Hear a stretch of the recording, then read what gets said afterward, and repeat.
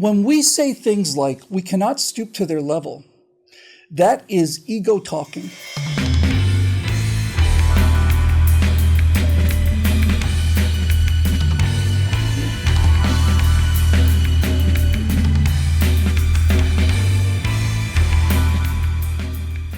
Hi, everybody. Welcome to the Virtue Signal. I'm Bill Whittle with my friend Alfonso Rachel, and this is the show where we try to take a look at some of the politics or maybe some of the hidden subtext underneath the daily headlines. Zoe, you probably heard the news that everybody's talking about this week as we record this. After a completely inconsequential and routine search of Donald Trump's personal property, Republicans are calling for civil war, and far-right websites are saying that this is an outrage that may lead to civil war. And the news is reporting that there are comments on Donald Trump's website that may seem to indicate that the far-right lunatic right is calling for civil war. So I want to talk about the politics of passive-aggressive, because that's what this is, right?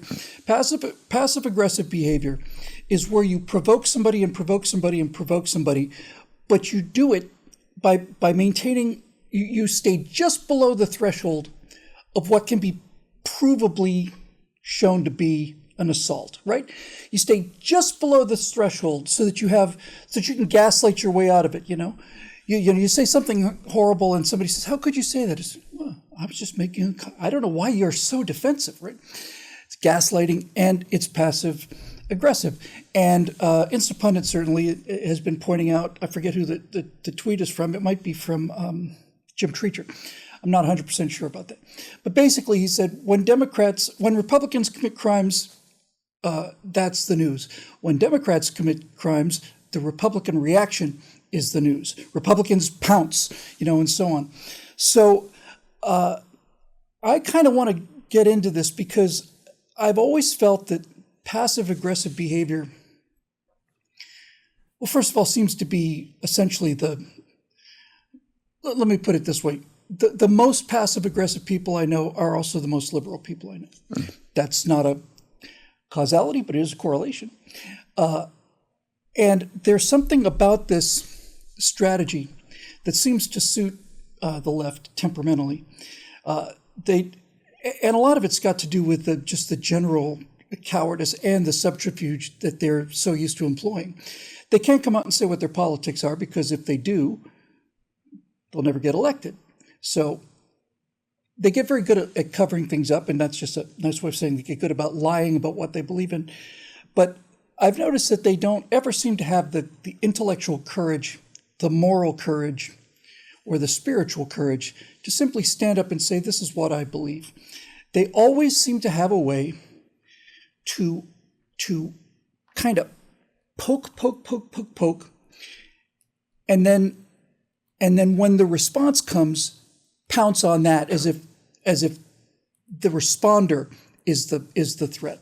And everybody who's ever had any siblings knows how this works. Anybody who's, well, at least people my age, I don't guess they go much for long car drives anymore, but if you had a family, and I did, and you occasionally went for long car rides, and I did, and most of you watching out there did too, you know exactly how the passive-aggressive response works. You're sitting in the back seat minding your business. There's no device to look at. You're counting license plates or whatever you did on a 9-hour drive back in those days. I've blocked it out. And your brother will start poking you. And you'll look and stop. And he says, stop it. Hey, quit it. And he'll keep poking you. And after a while, after you've warned him 17 or 18 times, he'll just keep doing it. And so finally just, boom, you just pop him a good one on the arm. Oh, Bill hit me. He just hit me for no reason. That's, what, me? Yes, you can get out of the car, Billy, and walk the rest of the way to Disney World. But that's how it works. And we're seeing this everywhere. And I think they've even taken it to a point where it's actually reached kind of a political form of genius. And what I mean by that is they have mastered the art of accusing somebody of something that they themselves are guilty of. Mm-hmm. And they understand that this preemptive strike will, first of all, tie things up and mitigate it so that what would have been a terrible loss, you did this horrible, horrible thing, by accusing somebody who didn't do anything of this. The worst case scenario is a tie now, right? Well, you kept these secret emails on your server and you committed treason and broke the law 30,000 times. Well, you took documents home too, and you did all these other things, and now you're being hypocritical because you said we should lock Hillary up and you're saying we shouldn't lock Donald Trump up, and all the rest of it, right?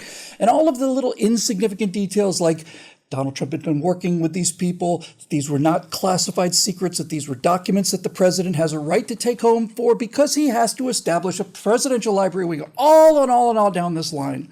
And we all know about the double standards. But I'm interested in the psychology of it because that passive aggressive response is the signature of the modern Democratic Party. We will do things that are so provocative. We will do things that are so outrageous. We will do things that simply cannot be borne. And then when you respond to them, to whatever degree, then we'll call it an insurrection, an uprising, a civil war. We'll call it hate speech. We'll call it this. We'll call it that. We'll call it all of these things. And it's been extremely effective. But I do get the feeling that after, I don't know, it doesn't take conservatives too long to really wake up to this. I'd say maybe 30, 40 years of it. But slowly, it's beginning to dawn on us that this is how they operate and that it's time to start changing our tactics. Indeed, man. And one of those tactics would be is really realizing who the Democrats are. It's not about realizing what they do or anything like that, or having all this information about all the tactics or strategies or indiscretions or all that. That's not about that. It's about who they are. Like when we talk about, Democrats not having the intellectual honesty or being moral or anything like that. Well, if they were moral and they were intellectually honest and they actually played by the rules, man, well, they wouldn't be Democrats. Yeah, they wouldn't be Democrats at all. We have to figure out, sometimes I hear conservatives talk about the Democrats need to get in there and do their job. No, they don't. You do not want them to do their job. They were elected or were able to get their office for a particular reason. And it's definitely to misrepresent us, even though they're all about representation and stuff like that. They are beset on misrepresentation. They misrepresent a lot of things. And especially when it comes to, I guess, the facts. And this is another instance, though, of I'm seeing Republican voters get gaslit. This is another instance of, Republican voters being led into something that there should be a blazing sign, telling them, dude, do not go down this path. Do not follow their narrative into this. And like you said, they're able to just keep poking the bear and make all these subtle moves. I say it 1,000 times. They are reflective of the scripture where it says, you are of your father, the devil, and the sins of your father you will do. The first description about the devil is that he's subtle, right? Included in the meaning of his description is that he's subtle, he's shrewd, he's crafty, right? However, despite this subtle nature that he has to basically really lead people into a trap where he's like a roaring lion and there's no getting away from him, when he appears as a flipping snake. You know what you do when you see a snake? Well, you back up, right? It's like you don't want to mess with the snake. All right. So he's obviously a figure that you don't want to get wrapped up in, if you want to pardon the pun. But at the same time, his language is subtle, right? And how he goes about doing these things until that, he's either got you in constriction or his venom starts coursing through your veins. So this is what the Democrats do. They've been doing this. And, if we're going to be in a civil war, which I've implied that we are. Civil war, yeah. Yeah, we are the cold version of it, right?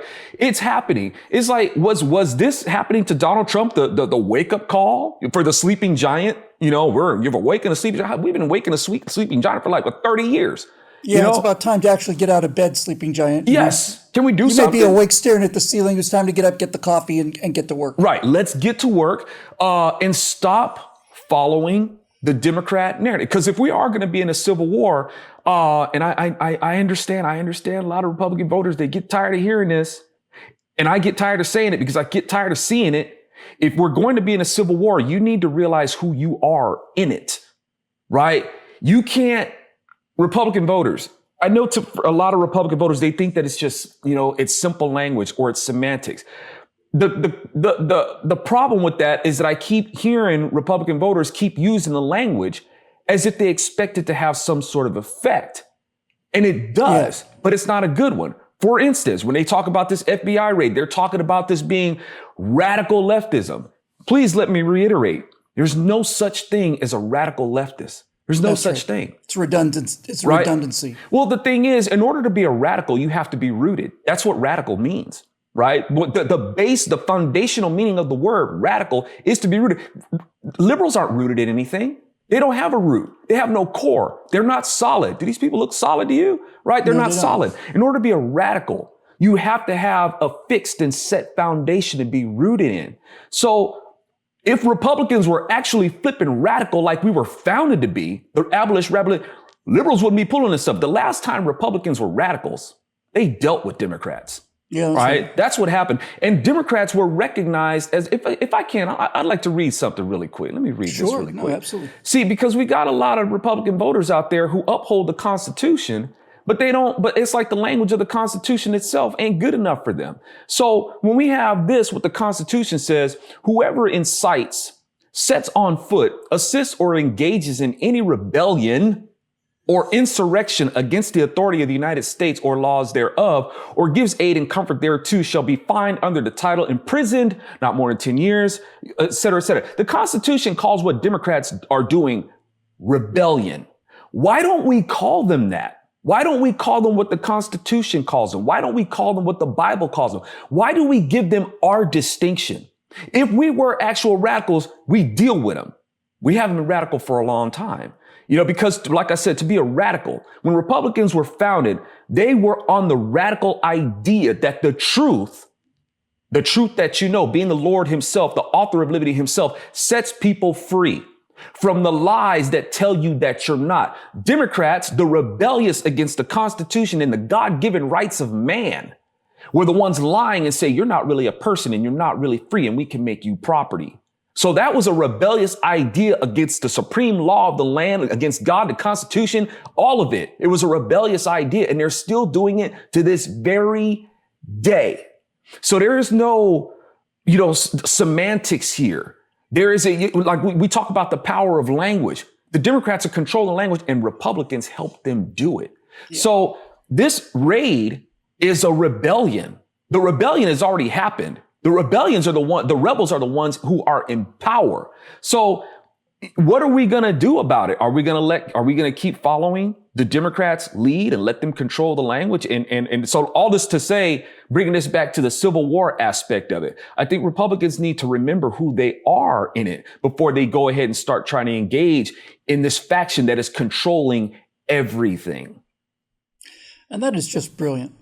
It really is, because by calling them the rebellion rather than the resistance, by calling them the rebellion, it immediately ties them into the last time they had a major rebellion against the Constitution, which was when they took the Democratic Party out of the United States and formed the Confederacy. Mm-hmm. And when you say that the entire state laws in the Confederacy, the laws that the Democrats fought a war over to maintain and then fought a guerrilla war over after they'd lost the actual military battle to maintain, puts them right where they belong.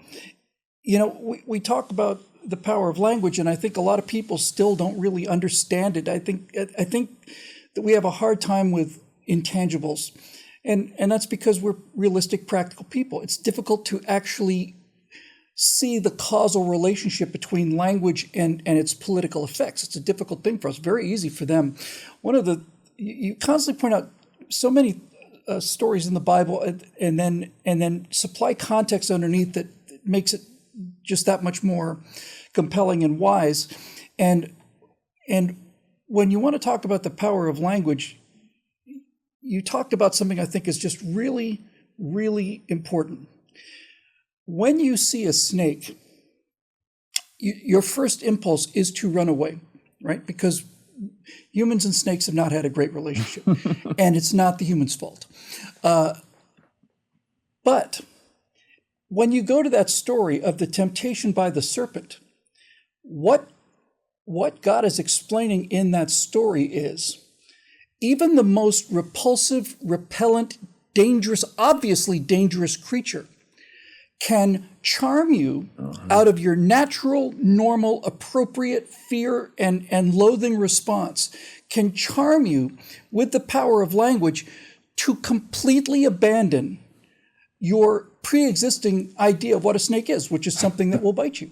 And he will bite you. You know why? Because he's a snake. But they have the power to charm, which brings me back to another part of this equation. And that is, yes, the serpent and the evil forces in the world have a mastery of rhetoric that we don't have. They have to.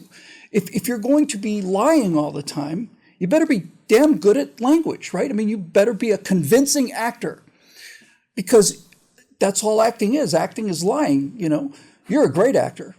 Don't ask. I see what you did there. Yeah. But seriously, and so the other part of this charm equation, right? So how did the snake charm Eve? Well, he did it through the power of language. Yes, that's an important thing to understand. What's the next step in that argument? Okay, the next step in the argument is, what words did he use? In other words, yes, he had an astonishing gift of language, but he didn't put a gun to her head. Exactly. What did he say that convinced Eve to go along with this? And now we get to the fundamental weakness. It seems like every single episode we do comes back to this fundamental weakness, and that's pride. Not the good pride, narcissistic pride. I'm not aware, you might be, I'm not aware of the actual wording that Satan used when he was disguised as a snake. What a disguise, by the way. You would think he would come disguised as a bunny rabbit.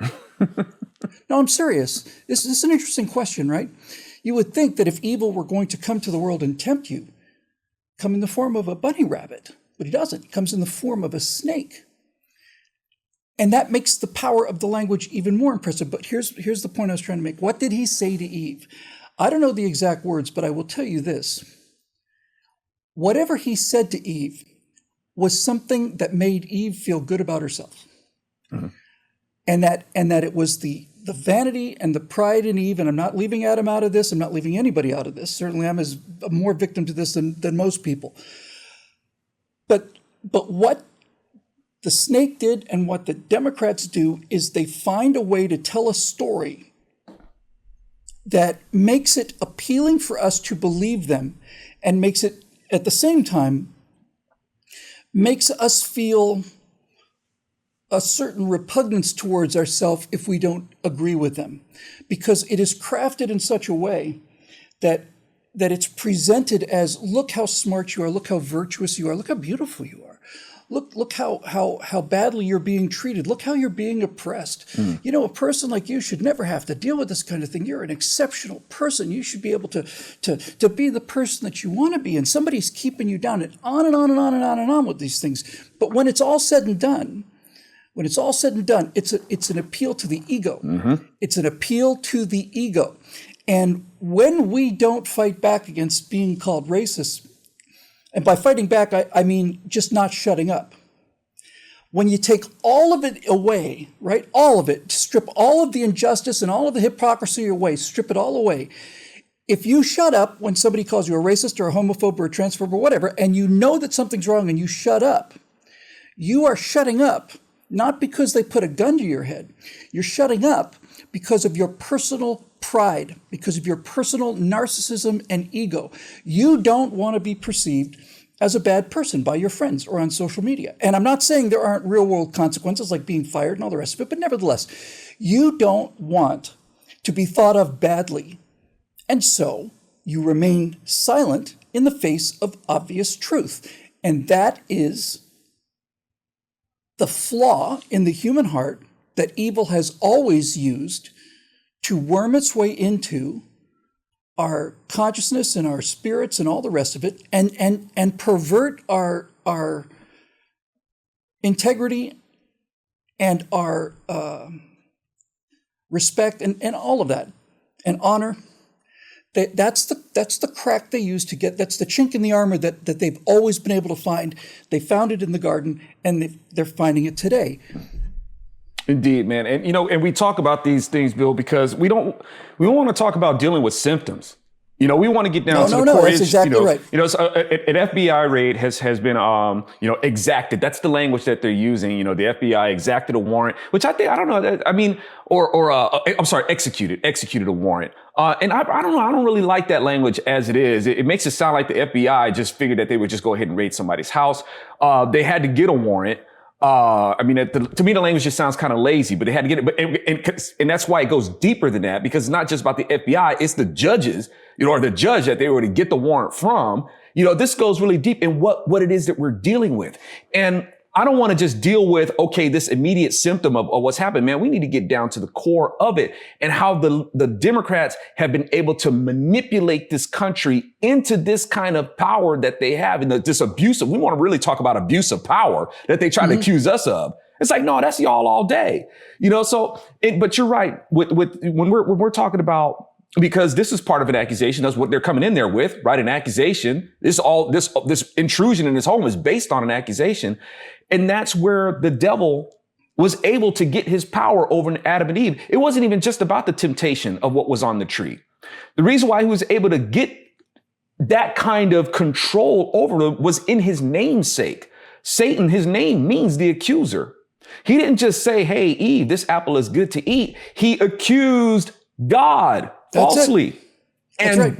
He gave an alternative reason for why she was not allowed, either of them were not allowed to eat the apple. Yes. He gave them an alternative explanation that appealed to their sense of pride and ego. That's right. God doesn't want you to be as good as he is, but if you take a bite of that apple, you will be. He's trying to keep you down.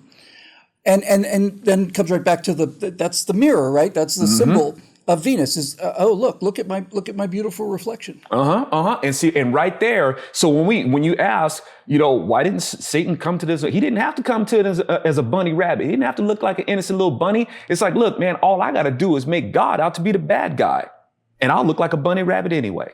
And that's my point. My point about the bunny rabbit is all of these images are there for a reason, right? All of these characters and avatars or whatever are there for a reason. Yep. And the story of Adam and Eve could have been retold with a newborn fawn walking out of the forest and tempting Eve that way. And that would have been a lot more understandable, right? Would have been easier for us to say, it came from a fawn. But the fact that it came from the most despised creature on the earth, that creature was chosen to highlight the power of what was coming out of that fork-tongued devil's mouth. Yep. That and also because God being the just God he is, he leaves you with no excuse. It's like, dude, there's a snake. If you're walking through... That's right. That's a great point. Right? Yeah, that's right. Leaves you with no excuse. Right. It's not like, okay, well, you know what, actually, a fawn. Yeah. No, it's like, it was a snake. What part of this did you not realize? Absolutely. If you're walking on a trail with your wife and a snake is like right there, you can be like, back up, honey, right? Or if maybe if you're cornering somebody, you're going to try to do something about it. You're not going to be like, let your wife try to pet the snake or talk to it or anything like that. Oh, what a cute little snake. No. Look, if you're progressive, you could stand behind your wife and say to the snake, do what you want to the girl, just leave me alone. Yeah, something like that, right? Or try to film it and put it on Dodo or something like that for the animal activists. But the thing is, a lot of when it gets down to the language and these lessons have been taught to us. We see how this works. We've already been given the playbook of how this works. But, with Saul Alinsky has played more of a role in not just manipulating liberals, but Republicans as well. That's the genius of Alinsky. Right, the genius. Alinsky understood the national character of America. He understood the American character. He understood the decency. He understood the morality. He understood the fairness. He understood all of that. And so he devised a battle plan that would use these moral strengths as weaknesses. Yes, absolutely. And so when Saul Alinsky uses the language of calling the devil a radical, Republicans associated that with what the left is doing. They're following the lessons of Saul Alinsky from the flipping grave. He's controlling the way people think from the grave, right? So when you have people they're making this association with Saul Alinsky and using that, it's like, no, number one, Satan wasn't a radical.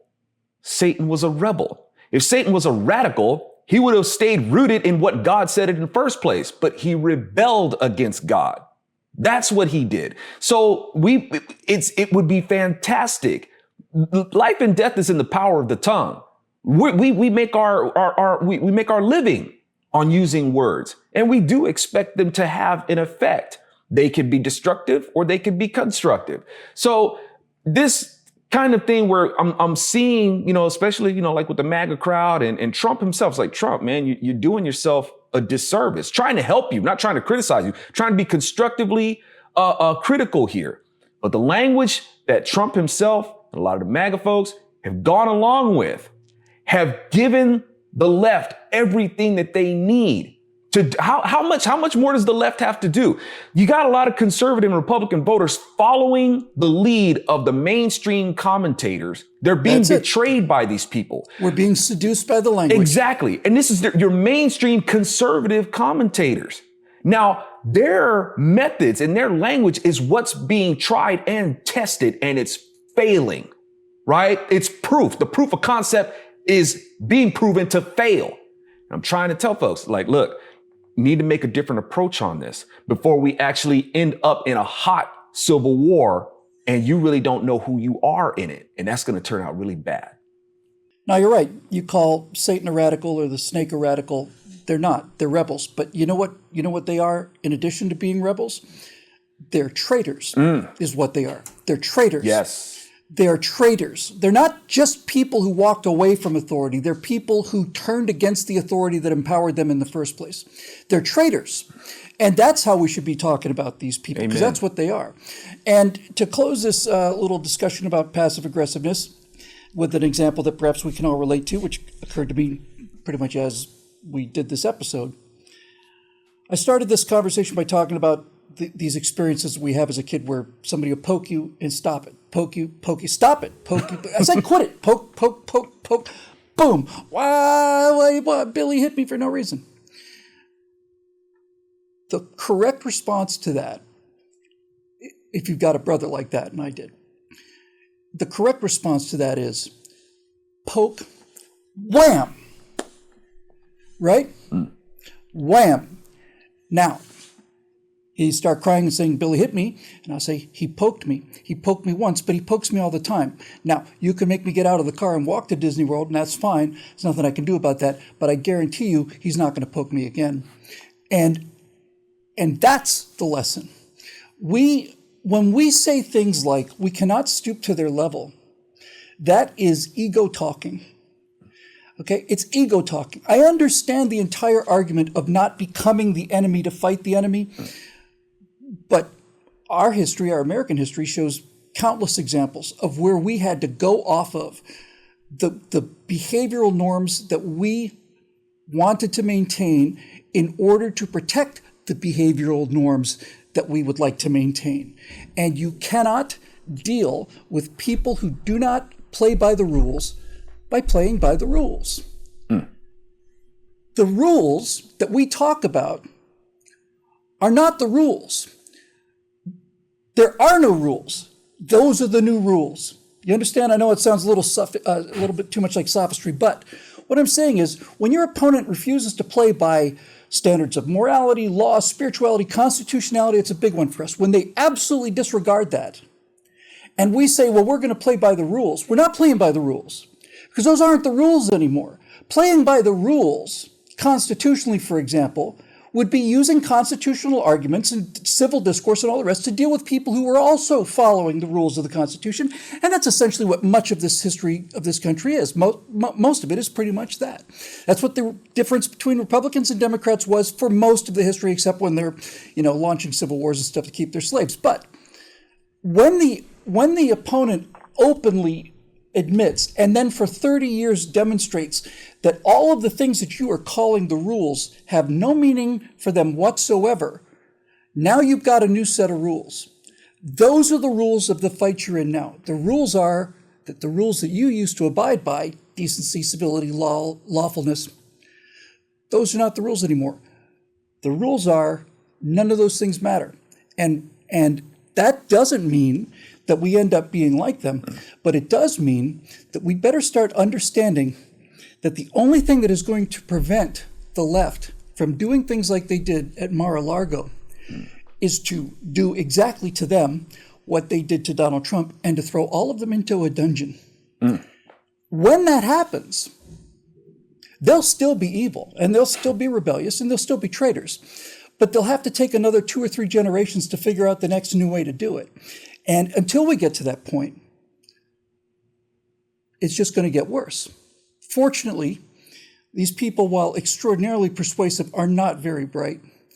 And when you couple this raid with the announcement that they want 87,000 new IRS agents and that the job description says that many of these special agents will have to be armed and use deadly force or be willing to, now you begin to understand that they will continue to do these things until we stop them. Not until they stop.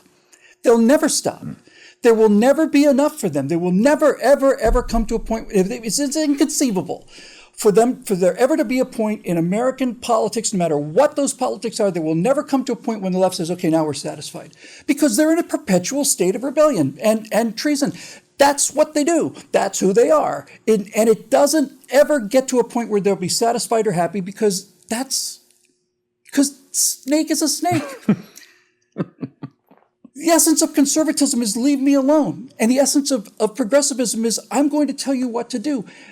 There is no point on this spectrum. We have already, our side has taken this and this and this. All right, we'll put up with this and the mask mandates, and we'll put up with this, and we'll put up with this and put up with this because we just want to stay here. But there is no position for them where they will not continue to do this. So they just have to be fought. And my final thought on this and Donald Trump and all the rest of it is I saw this happening in 2016. I spoke about it as loud as technically 2017. When Donald Trump was elected, I saw so many Republicans and conservatives say, okay, problem done, problem solved. Hooray, we won. We got a good guy in there now, problem solved. Ronald Reagan could come back from the grave at age 40 and be fit as a fiddle and could have George Washington as his vice president. And you could bring back every single political leader that you ever admired and put him in Congress. And the fight is never over because these people never stop. Rust never sleeps. And so we either realize that and get out there and fight this every day, or we watch our freedoms bleed away and we got no one to blame but ourselves. For Alfonso Rachel, I'm Bill Whittle. Thanks for joining us on The Virtue Signal. We'll see you next time.